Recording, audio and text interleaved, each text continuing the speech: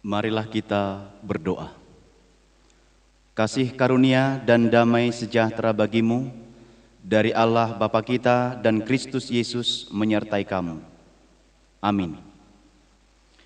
Bapak, Ibu, dan Saudara yang terkasih dalam Kristus Yesus, firman Tuhan bagi kita dalam ibadah pertangyangan keluarga pada malam hari ini tertulis dalam Kitab 1 Korintus pasal 3 ayat 10 sampai ayat 17.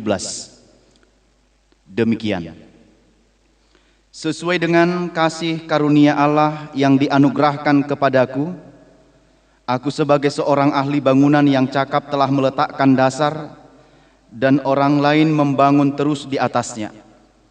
Tetapi tiap-tiap orang harus memperhatikan bagaimana ia harus membangun di atasnya.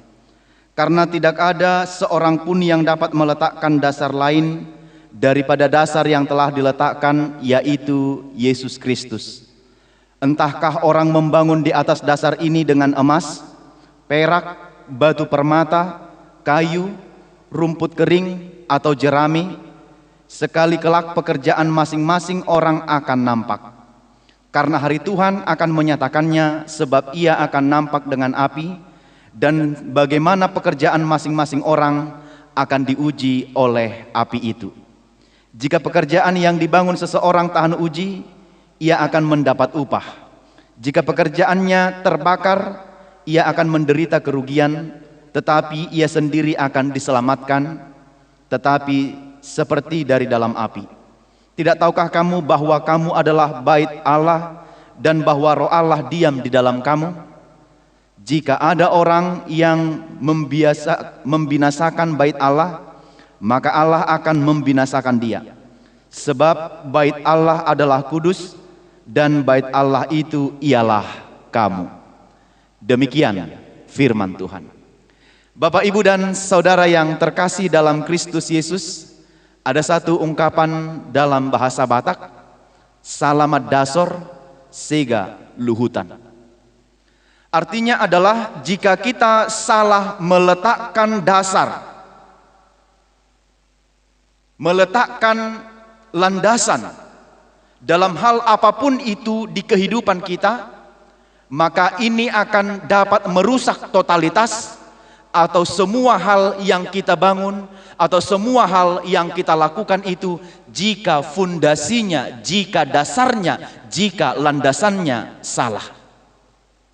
Maka kita perlu memperhatikan bagaimana landasan agar tetap kuat, bagaimana fondasinya agar tetap kuat, dan bagaimana dasarnya agar tetap kuat. Tidak asal ada, tetapi benar-benar mendasar dan memiliki landasan dan dasar yang kokoh atas apapun yang kita kerjakan.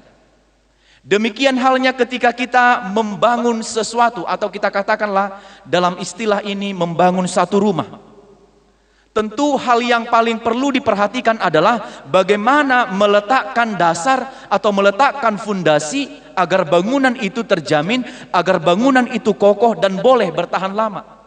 Sebab jika fondasinya, jika dasarnya, dan jika landasannya tidak kokoh, maka itu akan mempengaruhi bangunan itu dan akan dengan gampang rusak atau bahkan hancur seketika. Bapak, Ibu, dan Saudara yang dikasihi Tuhan Yesus Kristus, demikian juga dalam kehidupan beriman kita. Hal demikian tidak hanya terjadi dalam kehidupan sehari-hari atau dalam istilah dalam hal membangun, tetapi dalam membangun dasar iman yang teguh pun juga memerlukan landasan yang benar dan landasan yang kokoh. Sebab jika kita tidak memiliki landasan iman dan landasan atau dasar yang kokoh dalam kehidupan beriman kita, maka kita akan gampang, kita akan mudah diombang-ambingkan oleh dunia ini, diombang-ambingkan oleh pengajar-pengajar sesat dan pengajar-pengajar palsu yang berada di dekat kita. Itu sebabnya perlu meletakkan dasar yang kokoh di dalam dasar keberimanan kita sebagai orang percaya. Hal demikianlah juga yang disampaikan oleh Rasul Paulus kepada jemaat yang ada di Korintus, supaya mereka meletakkan dasar yang benar, meletakkan landasan iman yang benar sebagai orang-orang percaya yang menyatakan dirinya percaya kepada Yesus, yang menyatakan dirinya percaya kepada Kristus. Walaupun memang kita tahu dan mereka memahami bahwa kehidupan mereka ketika itu sebagai orang-orang yang menyatakan percaya kepada Kristus itu memiliki banyak tantangan, memiliki banyak pergumulan, dan memiliki banyak persoalan-persoalan, baik yang datang dari dalam diri mereka sendiri, baik dari kalangan jemaat itu sendiri, atau bahkan yang datang dari luar jemaat itu sendiri, yang bermaksud ingin mengganti dasar atau landasan keberimanan mereka kepada dasar atau kepada landasan-landasan yang lain. Itu sebabnya dengan tegas Paulus mengatakan, setiap apa yang dibangun dasar keberimanan kita harus dibangun di dalam landasan iman, landasan atau dasar iman yang benar, yaitu dibangun di dalam Kristus. Jangan sampai salah meletakkan dasar landasan iman kita.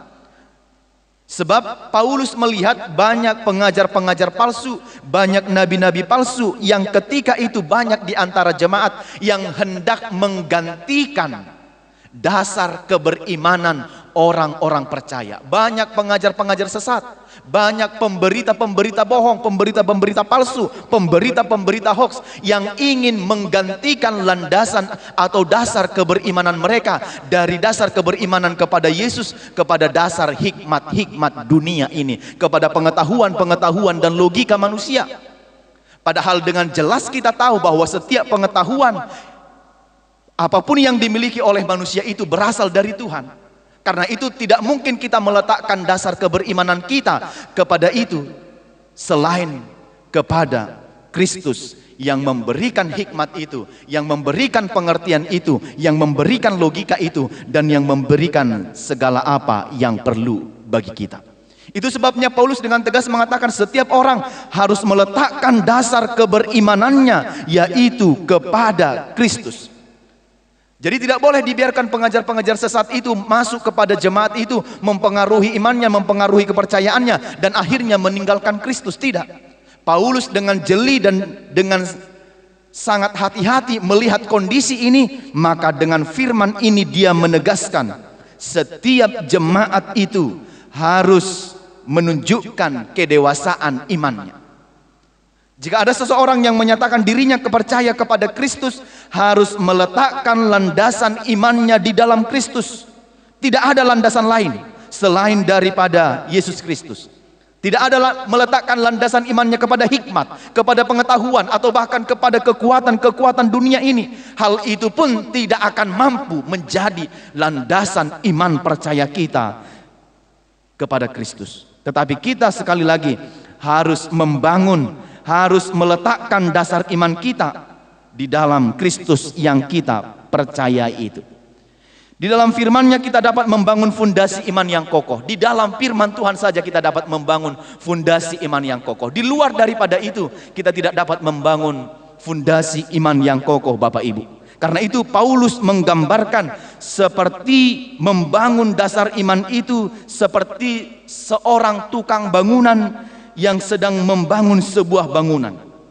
Maka apapun material yang dipakai oleh seorang tukang itu, baik materi yang sulit untuk atau yang tidak rapuh sekalipun, seperti emas, perak, batu permata, atau dari material yang gampang rusak, yang rapuh seperti kayu, rumput kering dan jerami, semua itu apapun bahan materialnya, setiap orang harus dipastikan membangun dasar imannya di dalam Kristus. Itu adalah hal yang paling utama dan yang paling tepat, supaya tidak salah orang membangun dasar imannya.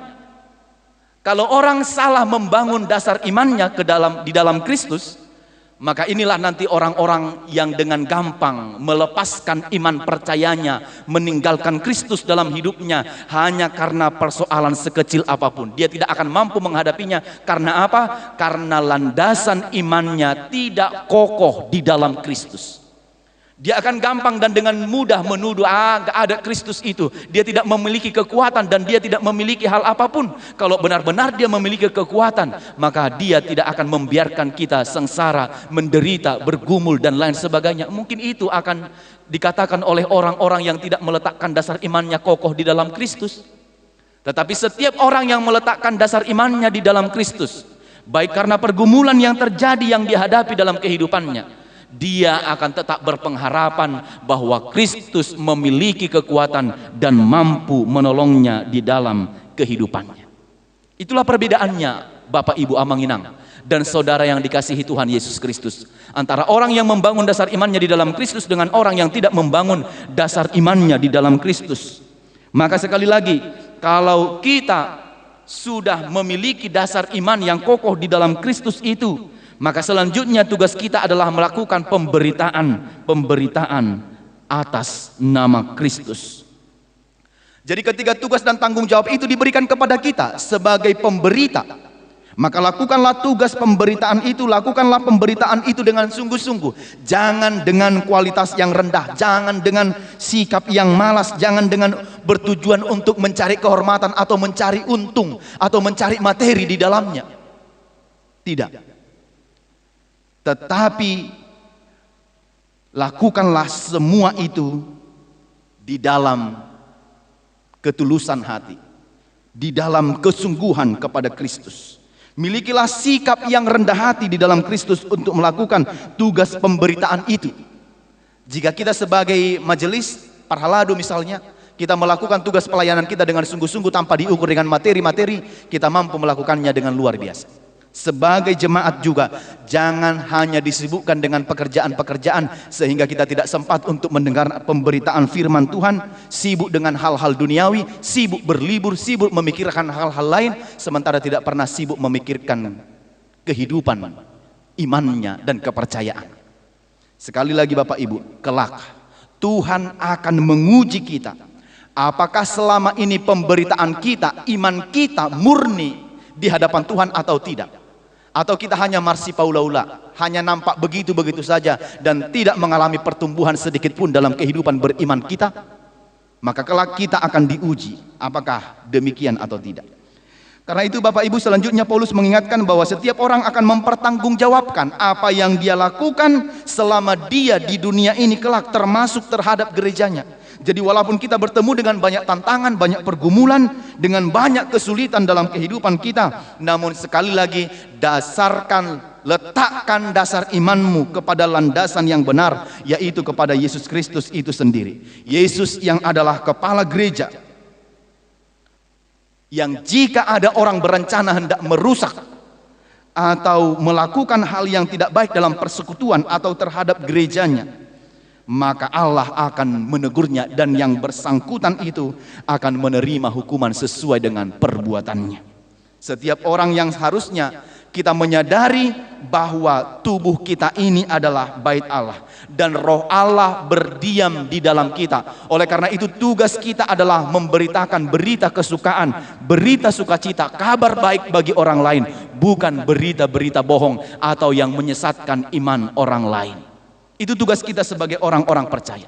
Karena itu di atas apapun dibangun, sekali lagi, baik yang mudah rapuh atau yang tahan uji, tetaplah, atau jika ada orang yang akan membangun lagi dasar imannya, bangunlah di atas dasar iman yang sudah ditentukan oleh Tuhan itu. Jangan pernah membangun dasar imanmu kepada hal-hal lain selain kepada Kristus. Jangan bangun dasar imanmu kepada harta duniawi, karena harta akan gampang habis. Jangan bangun dasar imanmu kepada pengetahuan, karena pengetahuan pun adanya terbatas. Banyak hal yang tidak bisa dijangkau oleh pikiran kita.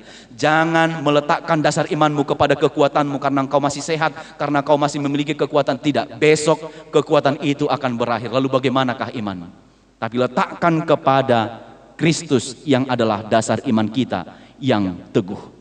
Karena itu Bapak Ibu, apakah yang mau disampaikan firman ini? Paling tidak ada 3 hal yang kita lakukan. Yang pertama adalah hindarkan melakukan pemberitaan bohong atau pemberitaan hoax dalam hidupmu. Hindarkan 3P: pencipta, pembawa, dan penyebar berita bohong. Pencipta, pembawa, dan penyebar berita bohong. Hindarkan itu dalam kehidupan kita. Bukan itu misi kita, bukan itu tugas kita di dunia ini, tapi sebaliknya tugas kita adalah untuk menjadi pemberita kabar baik. Jangan seperti nabi-nabi palsu tadi yang memberitakan masih ada landasan iman di luar dari Kristus itu. Jadilah orang Kristen yang memberitakan berita kesukaan dan jangan menjadi pemberita bohong. Apalagi dalam kehidupan kita yang sekarang ini, di tengah berkembangnya media ini, jangan menjadi pemberita bohong, tetapi jadilah pemberita kabar baik. Lewat apapun yang kita lakukan, statusmu di media dan lain sebagainya, jadilah pemberita kabar baik. Yang kedua, berdirilah di atas dasar iman yang benar. Amang Inang, sebagai jemaat dan pelayan gereja, apakah kita sudah mendasarkan iman kita kepada dasar yang benar? Jika ya, teruskanlah. Tetapi jika belum, maka sekarang berbaliklah kepada Tuhan, landaskan dasar imanmu kepada Kristus yang adalah sumber kekuatan kita. Sebab besok kita akan mempertanggungjawabkan segala perbuatan kita di hadapan Tuhan.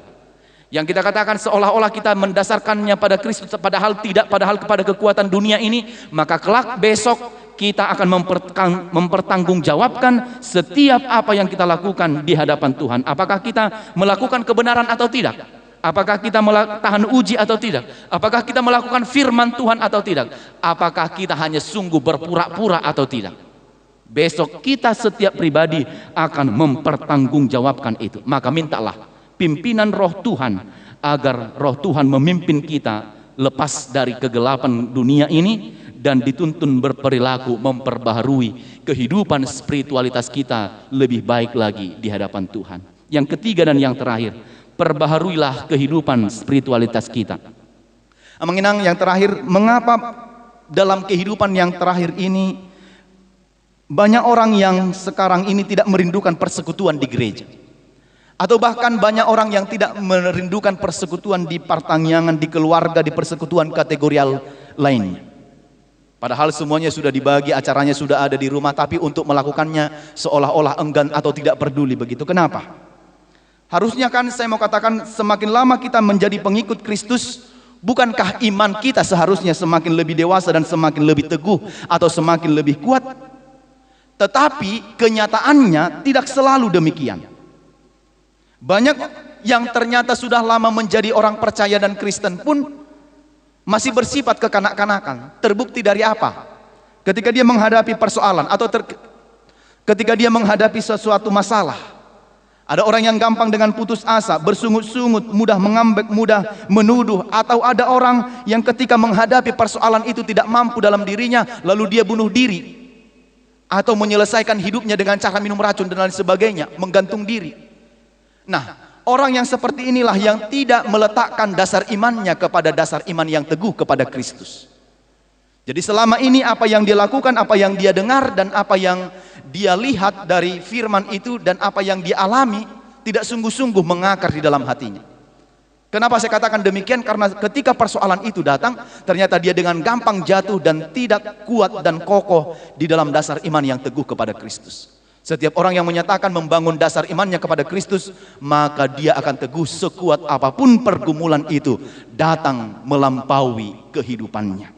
Karena itu Bapak Ibu, seharusnya iman kita semakin hari, semakin bulan, tambah hari, tambah bulan, tambah tahun, akan semakin lebih kokoh, akan semakin lebih kuat.